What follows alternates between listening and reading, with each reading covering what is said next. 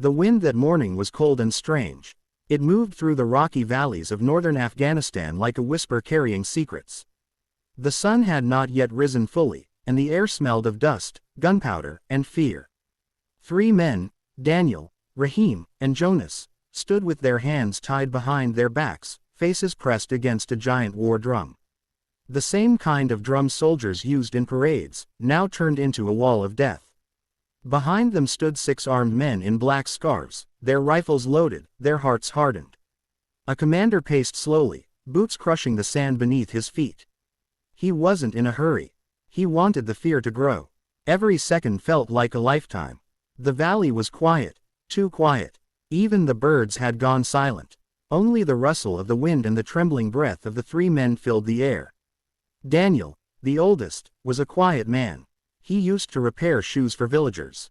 His hands were rough from years of work, but they trembled now as he whispered a prayer. "Jesus, we are ready," he said softly, eyes closed. "But let your will be done, not theirs." Jonas, the youngest, barely 20, couldn't stop shaking. He had grown up in Kabul, once a musician before he found faith in Christ. "Brother Daniel," he whispered, "will he come for us? Will Jesus really come?" Daniel turned his head slightly, the rope cutting his wrists. "He always does. Maybe not how we expect, but he never leaves us." Rahim, once a soldier himself before converting to Christianity, said nothing. His face was calm but firm, eyes fixed on the horizon. He had lost everything when he chose to follow Jesus, his wife, his home, his freedom. Now, maybe even his life. Yet, there was peace in his heart, like a still river beneath a stormy sky. The commander raised his hand. The soldiers lifted their rifles. "Any last words?" he asked, his voice sharp as a blade. Daniel raised his head, his voice steady though his body trembled. "Jesus Christ is Lord. He is alive. You can take our bodies, but not our souls." The commander's face twisted with anger. "Fire when I say." Jonas began to sing softly. It was a simple tune, one he used to play on his small wooden flute. The words were trembling, but strong. "Even in the valley of death, you are with me." Rahim joined him, his deep voice blending with Jonas's trembling one. Soon Daniel began humming too, until all 3 voices rose together, weak, cracked, but filled with something unbreakable. The commander shouted, "Aim!" The rifles clicked. A wind howled suddenly through the valley, so strong it made the sand rise in spirals. The soldiers blinked, shielding their eyes. The sun vanished behind a strange cloud that moved like smoke but shone with light. Then, a sound, not from the drum, not from the rifles. It was like thunder, but soft. A trembling in the air, deep and low. The drum beneath the men began to shake. The ground itself seemed to hum, as though something unseen was moving through it. The commander shouted again, but his voice was swallowed by the roar of the wind. Then came light, a burst of golden fire that surrounded the 3 men. The ropes snapped like threads. The bullets, when fired, never reached them. Instead, they stopped mid-air, glowing like tiny stars before falling harmlessly to the ground. The soldiers screamed. Some dropped their rifles and ran. The commander froze, staring at the impossible sight, the 3 men now standing free, their faces glowing in the strange, holy light. Daniel lifted his hands, tears streaming down his cheeks. "Jesus," he whispered, "you came." The light faded slowly, leaving behind only silence. The men were untouched. Not a single wound, not even a broken rope mark. The drum behind them had cracked clean in 2, as though a mighty hand had struck it. Jonas fell to his knees, sobbing. Rahim helped him up, whispering, "He showed his power. Even here, even now." Daniel looked at the broken drum and said quietly, "This place will be remembered, not for death, but for deliverance." And as the morning sun broke through the clouds, the valley of fear became a valley of miracles. The sun rose slowly over the Afghan mountains, its light stretching across the valley like gold poured on stone. But behind the beauty hid danger. Men were searching, guns were loading, and the sound of angry shouts echoed in the distance. Daniel, Rahim, and Jonas stood at the edge of the cracked drum, still breathing hard. Their hearts were filled with awe, but they knew, the miracle wasn't the end. It was the beginning. "Run," Rahim said quietly. "Before they come back." Daniel hesitated. His eyes scanned the horizon, the dry cliffs, the dusty path, the long road ahead. Where can we run to? They will search every house, every road, every shadow. Jonas clutched his chest, still trembling. Then Jesus must lead the way. Rahim nodded. He already has. They turned toward the mountains. Tall, cold, and cruel. Snow sat on the highest peaks, and the paths twisted like veins through the rocks. The men began to climb, their bare feet slipping on the sharp stones. The ropes had left deep red marks on their wrists, but pain didn't stop them. Not after what they had just seen. Down in the valley, the commander shouted orders. His men searched the ground, staring at the broken drum, the dropped bullets, the strange glow still faintly burning in the dust. This is witchcraft, one soldier cried. No, the commander said, his voice shaking with anger and fear. It's something else. Find them. They cannot escape. The hunt began. Up in the mountains, Daniel and his brothers moved as fast as they could. The path was narrow, and the air was thin. Jonas stumbled often, his legs weak. Rahim carried him when he fell. Every sound made them look back. The cry of an eagle, the crumble of a stone, the echo of footsteps that might not be theirs. By afternoon, clouds rolled in, turning the sky gray. A storm was coming. The wind howled through the cliffs like a warning. Do you think he will protect us again? Jonas asked, his voice small, his hope flickering like a candle. Daniel turned, his eyes soft but firm. Jonas, he didn't save us just to let us die in fear. Trust him. They kept walking until they reached a narrow cave hidden by wild bushes. It was dark, damp, and cold, but it was a place to hide. Inside, the three men fell to their knees. Rahim whispered, Lord Jesus, you broke the ropes. You stopped the bullets. Now, guide our steps. The wind outside roared louder. Then, something strange happened again. A faint glow began to move at the mouth of the cave. Not lightning, not fire. It was gentle and white, like moonlight but alive. The light grew brighter, shaping into a form, the outline of a man clothed in light. Jonas gasped and fell to the ground, covering his face. Daniel's lips trembled as he whispered, Master. The voice that spoke was soft, but every rock seemed to echo with it.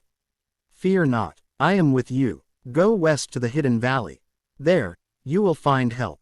Then, the light vanished, as if it had melted into the air. Silence returned, but peace filled the cave.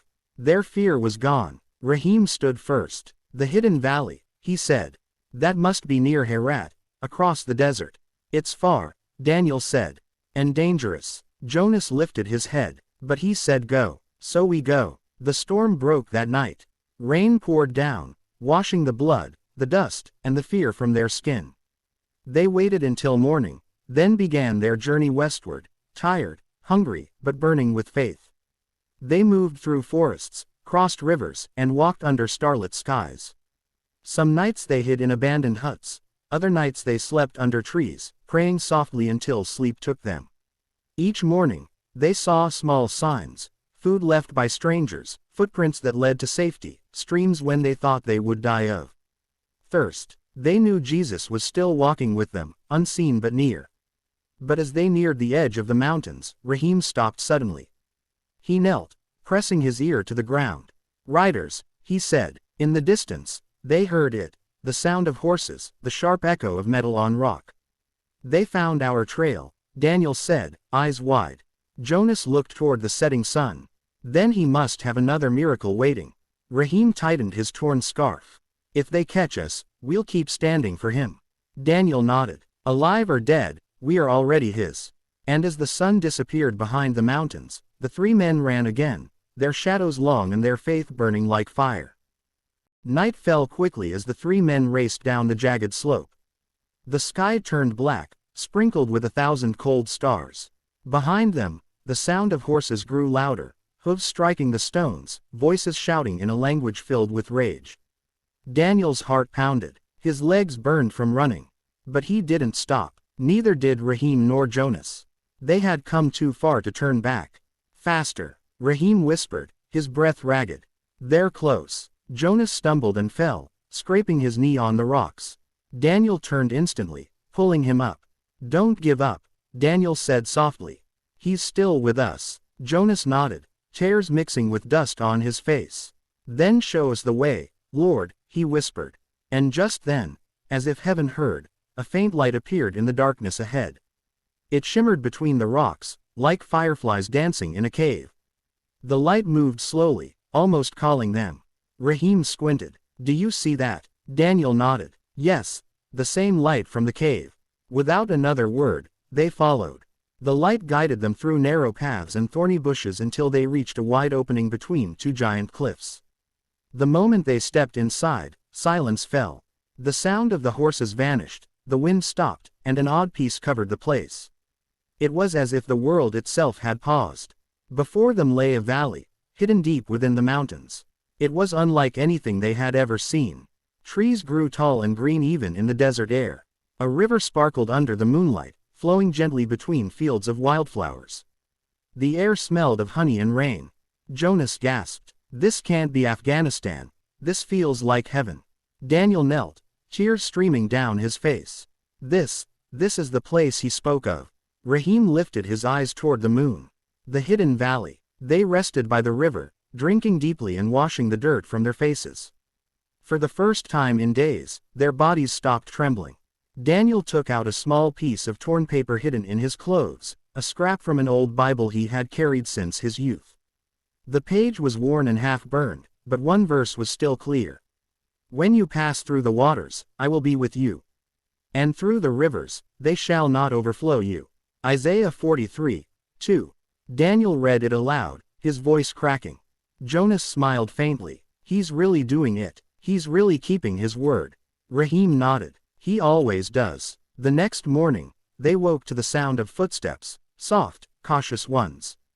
From behind the trees, several men and women appeared, dressed in simple clothes. Their faces were kind, though wary. One of them, an older man with white hair and bright eyes, stepped forward. Who are you? He asked in Pashto. No one finds this valley by accident. Daniel bowed slightly. We are followers of Jesus Christ. We were prisoners, but he saved us. The old man's eyes widened. Then a smile broke across his face. Praise be to God. You are safe now. This valley belongs to those who believe in him. He stretched out his arms. Come, my brothers. Welcome home. They followed the villagers through winding paths until they reached small stone houses built beside the river. Crosses carved into the walls shone faintly in the sunlight. Children ran past, laughing. Women baked bread in clay ovens. And everywhere, people sang softly, songs of hope and faith. Jonas stood still, tears streaming freely. So, there are more of us. Even here. Yes, the old man said. Many came before you, fleeing war, fleeing death. This is where he hides his people. This is his valley of light. Rahim turned to Daniel. He led us here himself. Daniel nodded, eyes glistening. And not even 1,000 soldiers could stop it. That night, they sat around a small fire as the villagers sang hymns. The flames danced, and the stars above seemed closer than ever. For the first time in weeks, the three men smiled without fear. But far beyond the mountains, the commander and his men were still searching, angry, desperate, determined to find them. Word had spread that something divine had happened at the Valley of Drums. Some said lightning had struck. Others said angels had come down. The commander didn't believe in miracles. Not yet. As the villagers sang, Daniel looked toward the dark mountains and whispered, "They're coming." Rahim's eyes hardened. Then he will show his power again. Jonas added softly, "Even if the whole army comes, they will see, we are not alone." And as the fire crackled, a gentle wind blew through the valley, the same wind that had saved them before. A sign that the story was not over. The battle of faith had only just begun. The sun rose red over the Afghan mountains, not golden as before, but blood red, as if the sky itself was angry. Down in the valley where the cracked drums still lay, the commander stood in silence. His name was Khalid, and fear was the one thing he never allowed himself to feel. But that morning, as he stared at the broken drum and the bullet holes in the sand that had not touched a single man, his hands trembled. All 6 of his soldiers stood around him, whispering to each other in low voices. "Sir," one said, "we saw it with our own eyes. The light, the ropes broke, the bullets. Silence. Khalid barked. There are no miracles, only tricks. But deep inside, even he didn't believe his own words. He had been close. Close enough to see the fire that wasn't fire, to feel the heat that wasn't heat. His rifle had jammed in that moment. The memory haunted him. He hadn't slept in 2 nights. He turned to his men. Search every valley, every cave, every village. Those men cannot vanish into thin air. Find them, alive or dead. The soldiers hesitated. One of them muttered under his breath, "How do you hunt men protected by God?" Khalid struck him across the face. "We hunt them the same way we hunt any man.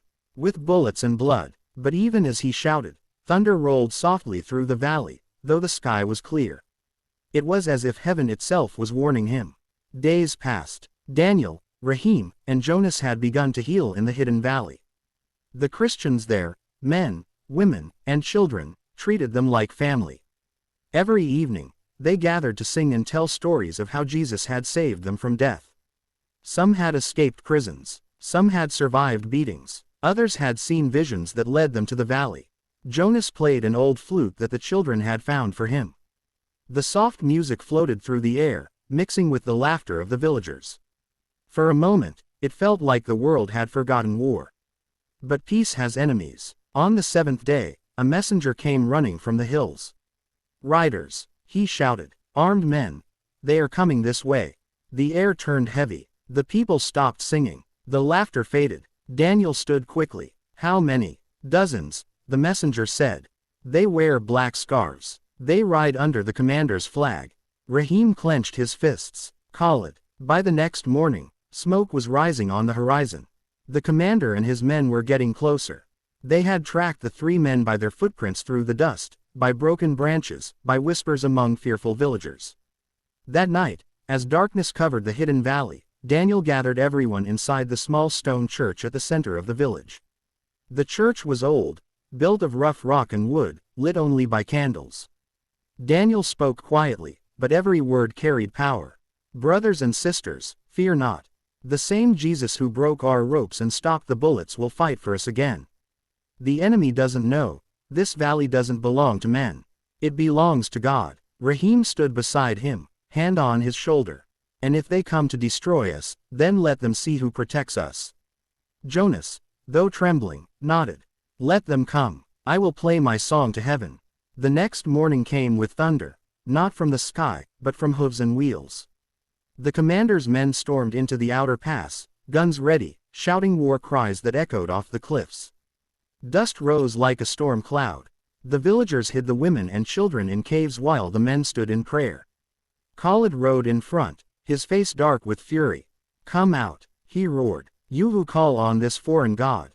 Show yourselves." Daniel stepped out slowly, hands lifted. "We are here, but you are not fighting us. You are fighting against the one who made the sky you stand under." Khalid laughed bitterly. "Then let your sky save you." He raised his rifle, but before he could fire, a sudden blast of wind rushed through the valley. It came without warning, roaring between the cliffs like 1,000 voices. The commander's horse reared, throwing him to the ground. The men shouted, shielding their eyes. Then, the sound of drums. Low, deep, echoing. The soldiers froze. The villagers looked at one another in awe. Rahim whispered, "Do you hear that? The sound of the drum." Jonas's eyes widened. "The same drum, the one they tied us to." But how? It had been shattered, broken into 2 pieces miles away. Still, the sound grew louder, rolling like thunder through the mountains.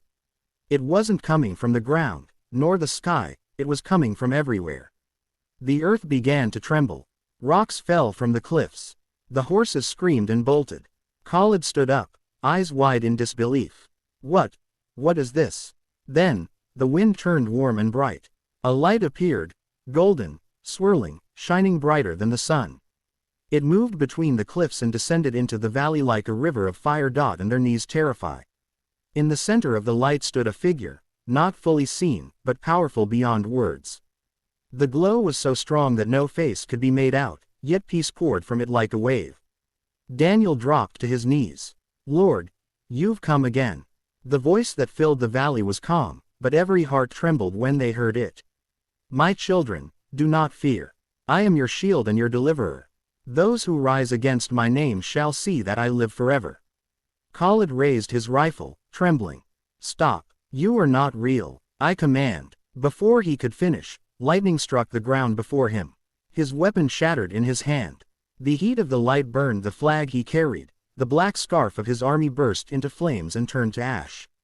The men screamed and ran in every direction. The earth cracked open beneath them. Yet, not a single Christian in the valley was harmed. Khalid fell to his knees, covering his face.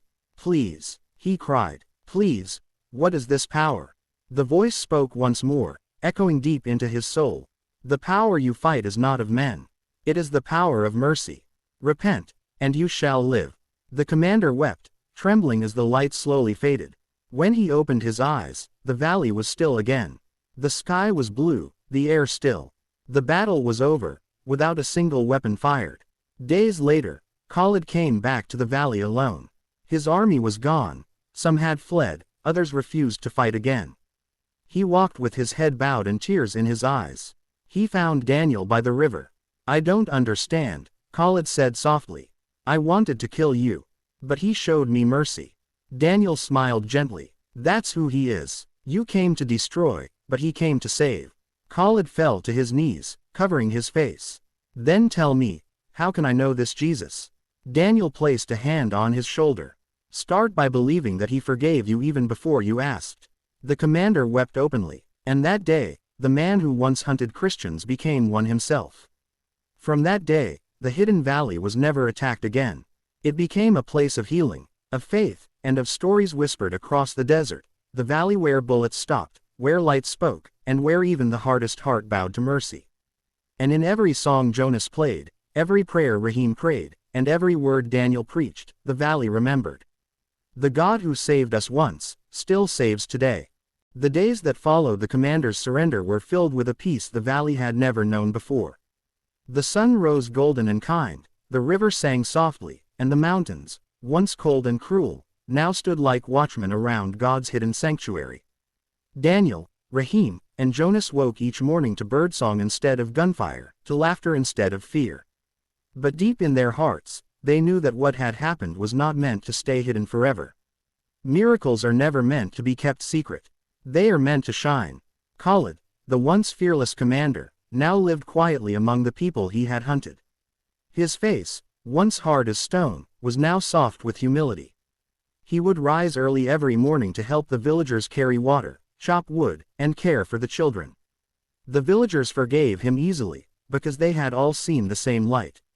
Sometimes at night, he would sit beside the fire, his eyes distant, and whisper to Daniel. I still see that light when I close my eyes. It burned through me, not to destroy me, but to clean me. Daniel would smile and say, that's how he works. His fire doesn't kill, it purifies. One morning, Jonas began to play his flute beside the river. The soft notes floated through the air, carried by the wind. Shepherds in faraway hills heard the tune and came closer. Travelers resting in the nearby desert valleys heard it too. They followed the sound, not knowing where it led, until they reached the hidden valley. By the end of the week, people from 5 different villages had arrived. Some were wounded soldiers, others refugees. All were drawn by the same strange feeling in their hearts, peace that could not be explained. And so, the story of the miracle began to spread. They called it, the fire that spoke. Weeks later, in the city of Herat, a small boy ran through the streets carrying a torn piece of paper. He stopped at a crowded marketplace and shouted, have you heard? The soldiers tried to kill 3 men, but a light came down and saved them. Even the commander follows their God now. At first, people laughed. But then travelers began to confirm the tale. Traders whispered of a valley where no enemy could enter. Some said they saw strange lights in the sky at night. Others said sick people who entered the valley walked out healed. Slowly, the story spread from Herat to Kandahar, from Kandahar to Kabul, and then beyond Afghanistan's borders. Foreign journalists tried to find the place, but none could. Every map failed. Every road changed. It was as if the valley itself was hidden by the hand of heaven. Meanwhile, in the valley, Daniel began teaching. Each night, under the open sky, the people gathered as he told the story of what Jesus had done. He spoke with tears in his eyes. We were tied to a drum to die. But he broke our ropes. We were hunted to the edge of the mountains. But he led us by light. And when the darkness came again, he shone brighter still. Jonas's flute became the sound of their worship, soft, pure, and filled with hope. Rahim, once a soldier of war, became a protector of peace. He taught the children how to pray, how to forgive, and how to stand strong in faith. Even Khalid would speak sometimes, his voice trembling. I once raised my gun against his people, but he raised mercy against my hate. I am living proof. No one is too far gone for his love. Then one night, something extraordinary happened again. The villagers were gathered for prayer when the wind began to blow, gentle at first, then strong, carrying a fragrance like flowers. The candles flickered, though there was no storm. Daniel lifted his eyes, and there, above the river, a faint golden light began to glow once more. The people fell silent. The light grew brighter, forming the same radiant figure that had saved them before. The voice spoke again, not loud, but clear enough for every heart to hear. The world is trembling with fear and hatred, but I am sending my peace through you. Go, and tell them that I am alive. Then, as before, the light vanished, but not into nothing. It seemed to move into their hearts, leaving each person filled with warmth and courage. Daniel turned to the people. He has spoken again. The miracle must go beyond these mountains. Months passed. The three men, Daniel, Rahim, and Jonas, said goodbye to the valley that had become their home. The villagers wept as they left, but Daniel smiled and said, "Don't be sad. We are not leaving the light. We are carrying it." Khalid walked with them until the mountain path ended. "If they capture you again," he said, "they'll kill you." Rahim placed a hand on his shoulder. "Then they'll see again that our God cannot be killed." Jonas added quietly, "And maybe you'll come tell them yourself one day." Khalid nodded. "If he lets me, I will." They traveled through villages, deserts, and cities, speaking softly, healing the brokenhearted, and telling everyone about the God who stopped bullets with light. Some mocked them, others believed, but wherever they went, strange things followed. Sick people were healed, soldiers laid down their weapons, and those who heard their story found peace even in war. A year later, small groups of Christians began forming secretly across Afghanistan. They met in caves, in homes, and sometimes even in old ruins. They sang Jonas's song, prayed Rahim's prayers, and read Daniel's words. And across the mountains, people began to say again, "There is a valley where light walks with men." Many years later, when Daniel was old and gray, he returned to that valley one last time. He stood before the cracked drum that still lay there, half buried in the sand. He touched it gently and whispered. This was the place where fear ended, and faith began. Jonas played his flute softly behind him. Rahim stood beside him, watching the sunset turn the mountains gold. And as the wind blew across the valley, they heard the faint sound of drums again, not of war, but of heaven's rhythm. Daniel smiled and said, "He's still here." Then he lifted his hands and prayed one final prayer. "Lord Jesus, let your light never leave this land. Let every heart that hears this story remember that you save not once, but forever." The wind carried his words into the mountains, over the deserts, and into the hearts of those who still waited for hope.